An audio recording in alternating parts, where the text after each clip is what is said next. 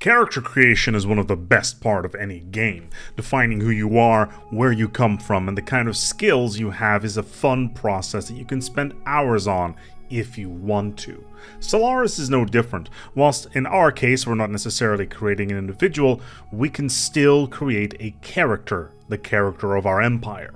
My name is Acebec, and today I've partnered with Paradox Interactive to tell you all about the ins and outs of creating an empire in Stellaris. I want to preface this with the following. There are several ways of creating empires, and the most important part is that you're having fun doing it. Some may want to min-max the perfect empire synergy through all options, whilst others may want to create the perfect role-playing setup.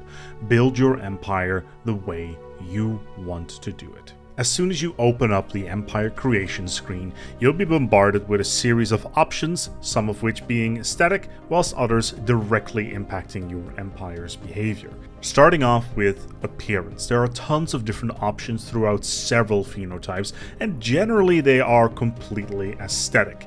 Species name and species list are also completely aesthetic, however can be great for role-playing purposes. Moving on to species traits, these define the natural behavior of your species, both positively and negatively. Want to play as a species that can live anywhere? Pick extremely adaptive. Want to make your species grow pops insanely fast? Get rapid breeders. Now you can't pick everything because you're restricted to a points pool, and every added trait will remove or add points to said pool. Bad traits add more points, good traits take them away.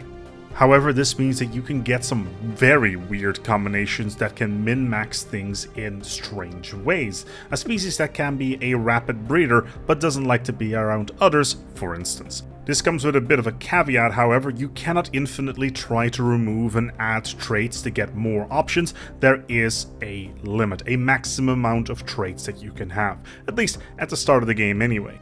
During gameplay you'll be able to add more or remove some others, and in addition some additional options down the line during Empire Creation will add some additional traits as well. Moving on to planet and class. Picking one of these actually does have an impact, even though it's not really spelled out anywhere. There are three main categories: dry, wet, and frozen. Now these categories directly impact the type of resources that can spawn. Dry planets have a higher chance of spawning energy districts, wet planets have farm districts, and frozen planets have a higher chance of generating mineral districts.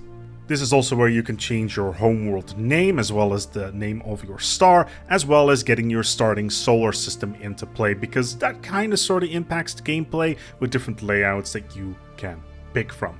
Following that is the city appearance. This does nothing except for putting a pretty picture on the planet screen, and now we get to the good stuff, the empire settings.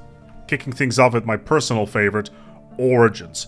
Where traits are the genetic history of your species, origins are its cultural. They are also the biggest empire defining option whilst, creating an empire. For instance, did your planet unify peacefully? Then having the prosperous unification origin making sense here. Is there a mysterious object in your solar system that has driven your species to the stars? Then galactic doorstep may be something for you. You can only pick one and you cannot change this, thus this is the biggest modifier that you can add to your empire. The base game has 3, but expansions add many more. Aside from origins, there is also government and ethics. These options are, like origins, deeply impactful, however can be changed throughout gameplay. Where origins are culturally modifiers from history, ethics and civic options are more political in nature. Which brings us to the ethics themselves. Ethics are set up as a set of 8 modifiers. Each option has a opposed version, such as militarists that cannot also be pacifists, spiritualists that cannot be materialists, and authoritarians that cannot be egalitarians, and finally xenophobes that cannot also be xenophile. Every single one of these gives you a bonus in one way, and you get 3 points to spend here. 1 point for a normal version of an ethic, and 2 points for a fanatic version, which will give you a better bonus. For instance, I can be a fanatic militarist for 2 points with 1 point in materialists, making my ships more powerful and my research to grow quicker. Your choices in ethics directly impact the kind of empire you can have politically. Your authority, for instance, gives you different bonuses, and in some cases you have to have some expansions for them. This is where you, for instance, would select Megacorp or Gestalt empires, if of course you had access to them. Then there are the civics. Civics are your current political cornerstones. Do you want better ships and better leaders? Distinguished Admiralty is for you. Do you want more envoys? Well, time to pick that diplomatic corps. There are hundreds of combinations, and just be aware that some civics are only available with certain ethics or ethic combinations. Of course, the expansions add even more of them. Civics are, as mentioned, political cornerstones, but you can change them during gameplay. At the start of the game, you can pick 2, but be aware that availability changes based on your ethic picks.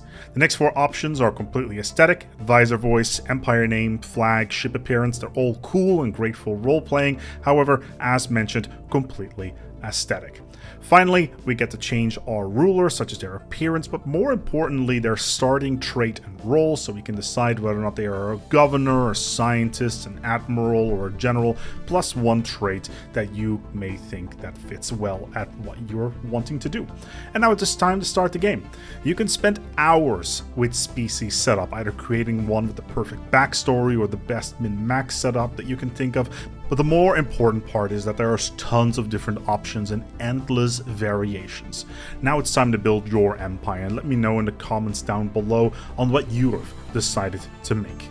My name has been Acebeck, and we will see you next time.